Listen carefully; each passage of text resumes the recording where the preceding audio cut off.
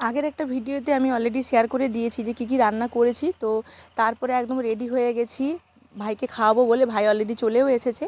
তো আমি যতটুকু পেরেছি সাজিয়ে গুছিয়ে দিয়েছি। তো ভাইকে একটু দই খাইয়ে শুরুটা করছি। ভাইকে বললাম তুমি আমার হাতে দইটা খেয়ে নাও, দিয়ে এবার তুমি তোমার পছন্দের সমস্ত খাবারগুলো খাও। ও টিপটাপ খায়, এটা সেটা খায় না।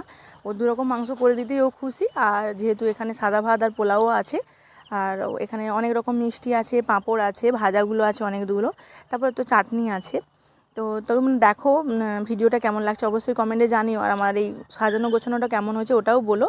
তো ভাইকে একটা শার্ট দিলাম, ভাবলাম পাঞ্জাবি কিনবো, কিন্তু ওর অনেকগুলো পাঞ্জাবি হয়ে গেছে, তাই শার্টই দিয়েছি। তো ও খেতে বসেছে, ও খাওয়া হয়ে যাচ্ছিলো, তার সাথে সাথে বাবাকেও দিয়ে দিয়েছিলাম। আমার ছেলেও খেতে বসেছে।